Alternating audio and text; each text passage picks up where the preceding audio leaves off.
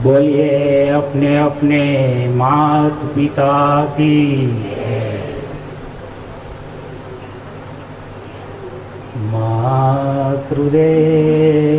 मातृदेव्यो नमः पितृदेव्यो नमः गुरुदेव्यो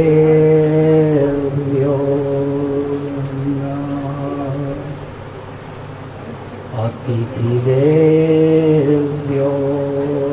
नमः। देवीओ, देवताओं, सज्जनों, बाळको, आजना अषाढ़ी बीजना मारा वती आप सौने राम राम। आजना आ शुभ प्रसंगे अषाढ़ी बीज अने शोकपूर्वक एक श्रद्धांजलिपूर्वक बात करूँ माता अने पिता। आयास हो जाएगा राजा रंग फकीर, एक सिंहासन चढ़ी चले, एक बांधे जंजीर कबीरा, एक बांधे जंजीर। 84 लाख योनि में मनुष्य अवतार सर्वश्रेष्ठ है। आ 4 वेद 6 शास्त्र ने 18 पुराणों कहे छे एमां सर्वश्रेष्ठ स्थान होय तो मात पितानुं छे। कोई बीजी देवी देवताओं ने न पूजो तो चालशे, माँ बाप ने भूलशो नहीं, माँ बाप ने पूजो। माँ बाप ने आंखों में आंसुड़ा होवा देता नहीं। माँ बाप थी मोटू आ दुनिया में कोई छे नहीं। एनु प्रूफ साथे रजूआत करीश। आया सो जाएगा राजा रंक फकीर। आ धरती ऊपर राजा होय, रंक होय, करोड़पति होय, अब्जोपति होय के मोटी फैक्टरी नो मालिक होय, वडाप्रधान होय, कोई पण होय, एने जे आ पृथ्वी ऊपर जन्म लीधो छे ए राजा होय के रंक होय, बेयना माटे प्रकृतिना नियम सरखा छे। कोई माटे हवा अलग नथी, प्रकाश अलग नथी, खाणीपीणी अलग नथी। जे कंई आ 5 तत्वनुं शरीर बंधायेलुं छे आपणुं ए 5 तत्वोमां भળી જવાનું છે મૃત્યુનો પછી। જન્મ વખતે 1.5-2.5 કિલોનો આપણો વજન છે અને મૃત્યુ થયા પછી એ જ વજન મળે છે, કારણ કે બધું 5 તત્વની અંદર આપણું શરીર ભળી જવાનું છે। તો આપણું આ શરીર 5 તત્વનું છે તો કયા તત્વનું છે? પૃથ્વી તત્વ છે, અગ્નિ છે, પાણી છે, વાયુ છે, આકાશ છે। આવી રીતે અલગ અલગ 5 તત્વનું છે અને એમાં ભળી જશે। તો વાહે શું વૈધું? જ્યારે મનુષ્ય પોતાના કર્મ અનુસાર પોતાના મા બાપ, દીકરા દીકરી, પત્ની, કોઈ પણ સંબંધ હોય એ આપણા કર્મ અનુસાર મળે છે। આજે આ વૈજ્ઞાનિક યુગની અંદર પ્લેન છે, રોકેટ છે, ચંદ્ર ઉપર માણસો જઈ આવ્યા, વૈજ્ઞાનિકો જઈ આવ્યા, એ બધાનો અવતાર એક છે, પણ છતાં એને ખબર નથી કે હું કોણ છું। મનુષ્ય જો દુઃખી હોય, જો દુઃખ કોઈ ઉત્પન્ન કરી નહીં શકે, એ માન્યતા છે, કારણ કે પોતે પોતાને ઓળખતા નથી કે હું કોણ છું। આખા વિશ્વને ઓળખશે, વિશ્વની પ્રપંચ કરશે, દેશ વિદેશના સમાચાર જાણશે, પોતાના કોઈ દી જાણવાની કોશિશ નથી કરી કે હું કોણ છું। અહીંયા ભૂલ ખાઈ ગયો માણસ, એટલે માણસ દુઃખી છે। દુઃખ જેવી વસ્તુ આ પૃથ્વી ઉપર છે નહીં, એક મનની માન્યતા છે। મને માની લીધું છે 5 આ તત્વ પાંચ જ્ઞાન ઇન્દ્રિય ઉપર છઠ્ઠું મન. આ મનના ખેલ છે બધા. મન કાબુમાં આવતું નથી, મન ભટકે છે. સવાર થયા, ઉઠા, પથારી બસ અહીંયાથી અમેરિકા, લંડન, ઇન્ડિયામાં કોઈ પણ ધંધા ઉપર, ફેક્ટરી ઉપર તારી મારી કરવામાં, કોના અરે કોના સંબંધ ખરાબ છે, આવું બધું પ્રપંચ મગજમાં ભરી લીધું છે. આ રાખવાની કાંઈ જરૂર નથી. એમાં એકવાર જોવો, આ પ્રપંચ છોડી દો અને ઓળખો. પહેલા તો કે હું કોણ છું, દુનિયા આખી જાણવાની જરૂર નથી. આ પૃથ્વી ઉપર જે કંઈ મનુષ્ય જન્મ લે છે અને મૃત્યુ પામે છે, એના કર્મ અનુસાર મૃત્યુ પામે છે. અને કર્મ અનુસાર બીજું શરીર મળવાનું છે. મનુષ્યનું શરીર શું છે? અહમ શુદ્ધ ચૈતન્ય જ્ઞાન સ્વરૂપમ અજરહમ અમરહમ અખંડમ અનુપમ. મનુષ્ય અજર અમર છે, શરીર નહીં. શરીર એટલે એક માટી છે આપણી, 5 તત્વોની બનાવેલી. ચેતન નથી એની અંદર, જળ વસ્તુ છે. જળ વસ્તુનો નાશ થાય. કોઈ પણ ચીજ હોય, મકાન હોય કે પછી પ્લેન હોય, એરોપ્લેન હોય, ગાડી હોય, સ્કૂટર હોય કે આપણે ગમે ત્યાં કપડાં હોય કે આપણું શરીર હોય, આપણું શરીર એ નાશવાન છે. આપણું શરીર 5 તત્વોમાં ભળી જવાનું છે. આપણે હિન્દુના ધર્મ પ્રમાણે આપને અગ્નિદાન દેવામાં આવે છે, કોઈને પાણીની સંસ્કાર કરવામાં આવે છે, ક્રિશ્ચનોમાં ખુલ્લી જગ્યામાં મૂકી દેવામાં આવે છે. એટલે અલગ અલગ પ્રમાણે વિધિ થતી હોય છે, એ કોઈ ખોટું નથી. પણ મહત્વની ચીજ એ છે આપણા કર્મ સુધારો. કર્મ જ્યાં સુધી ખરાબ હશે ત્યાં સુધી તમને ચિંતા, ટેન્શન બધું હશે. એક પછી એક તડકો અને છાંયો, એક સિક્કાને 2 બાજુ, સુખ અને દુઃખ લેવા તૈયાર રહેજો. કારણ કે તમે તમારી જાતને ઓળખશો ત્યારે આ બધું સાફ થઈ જશે. એકદમ નિરાશ, કોઈ જાતનું તમને દુઃખ નહીં દે. દુઃખ નિવારણ માટે ખાલી તમારી જાતને ઓળખી લીધો કે હું કોણ છું. એના માટેનું સર્વપ્રથમ પગથિયું કયું? પ્રાથમિક. પ્રાથમિકમાં આવે છે સવારે વહેલા ઉઠો, જે કુદરતી વાતાવરણ છે એનો ઉપયોગ કરો. ઉઠી ફ્રેશ થઈ ધ્યાનમાં બેસો. શરીર ચલાવવા માટે ખોરાકની જરૂર છે. મનને શાંત કરવા માટે ધ્યાનની જરૂરત છે. ધ્યાનની ટેવ પાડો. ધ્યાન એટલે શું? ધ્યાન એટલે ટૂંક શબ્દની અંદર કહી દઉં કે કંઈ ન કરવું. ધ્યાન વિશે ઘણી શિબિરો ચાલે છે. ધ્યાનમાં ઘણા ગયા હશે, શિબિરમાં ગયા હશો, ત્યાં ઘણું શીખવવામાં આવે છે. પણ એની ટૂંકામાં ટૂંકી પરિભાષામાં કહું તો કાંઈ ન કરવું. તો શું કરવાનું? પ્રાથમિકની અંદર પહેલા સવારે ઉઠી બંધ રૂમ હોય, અવાજ ન હોવો જોઈએ, કોઈ વિચાર બધા છોડી દેવાના, પથારીમાં બેસી જવાનું, આંખ બંધ કરી શ્વાસ એકદમ ધીમા સ્લો કરી નાખવાનું. મૃત્યુ અવસ્થા.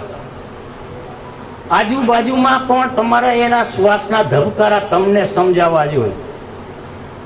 ધબકારા સમજાણા એ ઉપર ધ્યાન દો. શરૂઆતમાં ધ્યાન નહીં લાગે. કારણ શું છે? કારણ એ છે કે જીવ અનાદિ અનંત કાળ સુધી તારી મારી અને પ્રપંચ ભરીને જન્મો છે અને પ્રપંચ ભરીને આ જીવન જીવી રહ્યો છે. બિનજરૂરી વાતો ન કરો, બિનજરૂરી બોલોમાં. જ્યાં કોઈ આપણે લેવા દેવા નથી, દુનિયાદારી કરવાની શું જરૂર છે? એવી રીતે તમારું જીવન શાંતમય રહેશે, મગજ શાંત થશે એટલે ધ્યાન લાગશે. કારણ કોઈ તમને ગાળ આપે અને એ ગાળનો તમે જો સ્વીકાર કરી લ્યો તો તમને ગાળ લાગી છે, પણ એ મગજમાં જ લ્યોમાં સાંભળી એને કાઢી નાખી. બુદ્ધ જ્યારે જંગલની અંદર તપસ્યા કરી રહ્યા હતા તો એક ગોવાળિયો પોતાની ગાય ખોવાઈ ગયેલી અને ગોતતો ગોતતો આવ્યો અને બુદ્ધ તો એકદમ ધ્યાન અવસ્થામાં જંગલની અંદર. તો એમને પૂછે છે કે મહારાજ, અહીંયા કોઈ મારી ગાય એક ખોવાઈ ગઈ છે, ક્યાંય તમે જોઈ ખરી? ઓલા તો એ સમાધિ અવસ્થામાં ધ્યાનની અંદર બેઠા હતા, આંખો બંધ હતી, દુનિયાથી છેટા હતા, કોઈ વિચાર લેતા નહોતા, એકદમ મન શાંત થઈ ગયું. એટલે આને ગુસ્સો આવ્યો કે આ મને કંઈ જવાબ દેતા નથી, કારણ કે ગોવાળિયા માણસ હતા. એનામાં પછી થોડીક બધામાં એવું ન હોય, આ જંગલમાં ગાયું ચરાવવાવાળામાં થોડીક એવી બુદ્ધિ ઓછી હોય, કારણ કે એને જે એનો સહેવાસ છે પશુ સાથે છે, જંગલમાં રહીએ. આ તો બુદ્ધ ઉપર ગુસ્સેમાં આવી ગયા, એટલે બુદ્ધને મીંડા ગાળું દેવા. બુદ્ધ તો એના ધ્યાનની અંદર બેઠા બેઠા મનમાં ને મનમાં ધ્યાનમાં બેઠા છે, કોઈ બહારનો અવાજ એને સંભળાતો નથી. ઓલો રાડું નાખે છે, ફેંકી દે છે, બસ. તો એને વિચારમાં આવ્યો, એટલે બુદ્ધને કહે હાથેથી ડગાવ્યા અને થોડાક ટાઈમમાં સામે ગાય એને જોવા મળી. એટલે એમને નક્કી થઈ ગયું કે આ બુદ્ધને ખબર હોવા છતાંય મને ગાય બતાવતા નહોતા. વધારે ગુસ્સામાં આવી ગયો. બુદ્ધ ભગવાનને તો મીંડો ગાળું દેવા, જે તે શબ્દ બોલે. બુદ્ધ તો એકદમ ખુશાલની અંદર શાંતિથી મનની અંદર બસ ધ્યાનમાં બેઠા છે. આ ધ્યાનમાં બેઠા પછી આને તો બહુ ગુસ્સો લાગી ગયો કે આ કંઈ બોલતા નથી, ખીજાવવાની કોશિશ કરે, ખીજાય નહીં. એટલે પછી બુદ્ધને કીધું કે તમે કેમ મારી વાતમાં કંઈ ધ્યાન દેતા નથી, ડગાવ્યા. એટલે એમ કહે છે કે ભાઈ તે શું મને કીધું? તો કે મેં તમને આટલી ગાળું દીધી છે. તો કે મેં લીધી નથી. જો કોઈ વસ્તુ તમે ન સ્વીકારો મનથી, તો જે સામેની વ્યક્તિ જેને આપી છે ને એમની પાસે જાય, આપણી પાસે ન જાય. આ ધ્યાનની પ્રક્રિયા છે. ધ્યાન કરું, હું સવાર સાંજ 2 ટાઈમ ધ્યાન કરું જ છું. મારો બહુ લાંબો ટાઈમથી અભ્યાસ છે. હવે જ્યાં ઘરના આંગણે ગંગા નદી વહેતી હોય છે, તો માણસો આઉટ સ્ટેટમાં વિદેશમાં દર્શન કરવા જઈ રહ્યા છે. એ બદલ આપણે ધન્યવાદ છે, જવું જોઈએ. પણ કહેવાનો મતલબ એ છે કે મારું કુટુંબ, મારો પરિવાર અને એક આદ્રોજાનું લોહી, એની અંદર મારી બહેનો, મારી ભાભીઓ, મારા વડીલ બંધુઓ, ભાઈઓ બહેનો, ભત્રીજાઓ, અને જ્યાં ત્યાં ભટકે છે, મને બહુ દુઃખ થાય છે. ભગવાન ક્યાં છે? સવાલ અહીંયા કરવો, કોની પૂજા કરવું? કડવું લાગશે આવું કહેવા વાળા બહુ ઓછા નીકળે છે. જો આ વિશ્વની અંદર મારી ભાષાનો પ્રયોગ કરવા વાળા કમસે કમ 60 થી 65% છે. હિન્દુસ્તાનની અંદર કમસે કમ 10 થી 15 કરોડ છે જે દેવી દેવતામાં માનતા નથી. હું નથી માનતો. હું ભગવાનને માનું છું, આત્માને માનું છું. આત્મા એક પરમાત્મા. હવે તમે દેવી દેવતા છો. અહીંયા બેઠેલી આ દેવી છે, પાછળ બેઠેલા દેવતા છે. હવે પ્રૂફ સાથે નક્કી કરવાનું છે, પ્રયોગ સાથે, વૈજ્ઞાનિક સિદ્ધાંતની સાથે. કેવી રીતે? તમને માન્યામાં નહીં આવે. છેલ્લી વાતે જોજો, સસ્પેન્સ નીકળશે. વાત 100% સાચી હોય તો માનજો, નહીં તો છોડી દેજો. ફરજિયાત નથી. તમારા દીકરી દીકરાઓએ તમે જન્મ આપ્યો, વડીલ છે એમને, બરોબર? એક પોઈન્ટ યાદ રાખો. પછી અમુક એમ કહેશે કે મને તો આ ભૌચરાજી માની કૃપાથી આ બાળક જન્મ આપ્યો. કોક કહેશે કે અંબાજી માની કૃપાથી બાળકનો જન્મ થયો. કોક કહેશે કાયકા માની થયો. કઈ કાયકામાં અંબાજી કે બહુચરાજી હોસ્પિટલમાં ગઈ હતી? બતાવો, છે પ્રૂફ? તો એના પેટે કેવી રીતે આપ્યો દીકરો? દીકરો હંમેશા મા બાપના પેટે દીકરા દીકરીનો જન્મ થાય, અને એ દીકરી દીકરાઓ એના જન્મથી મૃત્યુ સુધી મા બાપના, ત્યાં સુધી દીકરી ઉપર અને દીકરા ઉપર નું ઋણ હોય છે મા બાપનું. આવી કોઈ દેવી દેવતા છોકરાને ભણાવવા એક નાસ્તાનો ડબ્બો બનાવી દીધો. કરો મનમાં વિચાર, કડવું લાગશે, સત્ય બોલું છું. હું એક ક્રાંતિકારી મિસાલ લઈને ફરી રહ્યો છું હિન્દુસ્તાનની અંદર. અહીંયા નહીં, આઉટ સ્ટેટમાં પણ જાઉં છું અને આ મિસાલ હાથમાં લઈ ઝંડો લઈને ફરી રહ્યો છું. લાખો માણસોની સંખ્યાની વચ્ચે, મેદની વચ્ચે બોલું છું. એમાં પણ અમુક સજ્જનો માણસો હોય છે જે સમજી જાય છે જે આ મારો એક કોઈ પંથ નથી. સત્ય, સત્ય એટલે કોણ? સત્ય તમે પોતે છો. તમે જ ભગવાન છો. કોના ભગવાન? તમે પ્રૂફ કરો. તમારા દીકરી દીકરા માટે તમે કેટલું કર્યું. લાંબી કહાની થશે, એક એક સ્ટેપ બતાવીશ. પેલા માં હશે, પિતા અને મા દ્વારા પેટમાં ગર્ભની અંદર બાળકને મોટું કરશે 9 મહિના. ત્યાર પછી ડિલિવરી આવશે અને કોઈ એવી સિદ્ધાંતની વસ્તુ નથી કે કોઈ દીકરો કે દીકરી આપી શકે. આની અંદર સહયોગ મા અને બાપનો હોય છે. તો મા બાપને જિંદગીમાં ભૂલશો નહીં. હવે આ સહયોગ છે. પછી બાળક પ્રાથમિકમાં ભણવા જાય, કપડા લતા એને પ્રવેશ આપો. સવારે એની મમ્મી હોય, મમ્મા ડેડી ડેડા અત્યારે આવી ગયું, એમાં તો પાયે પીટાઈ ગઈ છે. કડવું જ લાગશે. હા, માં શબ્દ, પિતા શબ્દ, બા અને બાપુજી, મમ્મી અને પપ્પા સુધી સારું છે.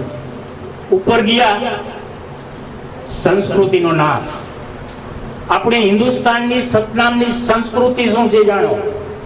હમણાં દીકરીઓ આવી હતી, હું અહીંયા બેઠો હતો, અમે બધા બેઠા હતા, તો બધાને પગે લાગતી હતી. હું બહુ ખુશ થયો. આ આપણી સંસ્કૃતિ છે. મા બાપની પણ ફરજ છે કે દીકરા દીકરીઓને નાના હોય ત્યારથી ટ્રેનિંગ આપો. હું કહું છું, યુટ્યુબ ઉપર 850 પ્રોગ્રામ છે મારા. આ પણ પ્રોગ્રામ યુટ્યુબ ઉપર રજૂ થશે. આજીવન આ પૃથ્વી રહેશે ત્યાં સુધી યુટ્યુબ ઉપર પ્રોગ્રામ હશે. હવે તમે એ વિચારો કે આ દીકરી દીકરા છે એને તમે ઇંગ્લિશ સ્કૂલમાં ભણાવો, વાંધો નહીં, બહુ સરસ કહેવાય. જોઈ અભ્યાસ ઇંગ્લિશ સ્કૂલનો, ગુજરાતીનો જોઈ. જ્યાં સુધી સંસ્કાર નહીં હોય ત્યાં સુધી ઇંગ્લિશ માધ્યમનો સંસ્કાર નામે 0 છે. ઇંગ્લિશ માધ્યમ આપજો, સાથે સંસ્કાર આપવાનું ભૂલતા નહીં. સંસ્કાર ક્યાં મળે? કોઈ વિશ્વની અંદર એવી સ્કૂલ નથી, કોલેજ નથી કે જ્યાં સંસ્કાર મળે, કે નથી કોઈ એવું મંદિર. તો આ સંસ્કાર લેવા ક્યાંથી? તો જ્યાં જ્યાં સારા સત્સંગ હોય છે, જ્યાં પારખ સિદ્ધાંત, પરખ કર્યા વગરનું બોલી નાખવું અને અપનાવી લેવું, એ તમારી મૂર્ખતા છે. દેવી દેવતા પાસે મંદિરે ગયા, મંદિર પાસે તમે માંગ્યું. હવે પેલો પ્રશ્ન એ થાય છે, મંદિર બનાવ્યું કોને? વિચાર કરો, બધાને ખબર છે, પણ છતાંય શરૂઆત કરું એકડાથી. આપણે બધાને અહીંયા સામાન્યના પ્લોટમાં મંદિર બનાવવું છે. પ્લોટ ખરીદી લીધો, રેતી, કપચી, સિમેન્ટ, સળૈયા જે કંઈ જોઈએ એમાં મટીરિયલ એ નાખી લીધું, નકશો બનાવ્યો, નકશા પ્રમાણે બનાવ્યું, એ પ્રમાણે બની ગયું. પછી અંદર મૂર્તિ મૂકવી પડે, બરોબર? મૂર્તિ માટે આજે ફેક્ટરીઓ થઈ ગઈ છે. પહેલા તો ગમે તે પથ્થર હતા, સિંદૂર ચોપડી દેતા, પીળી આંખું બે કરી નાખે, નાક કરી નાખે, વચ્ચે એક લીટી કરી નાખે, એટલે મૂર્તિ તૈયાર, હનુમાનજી તૈયાર.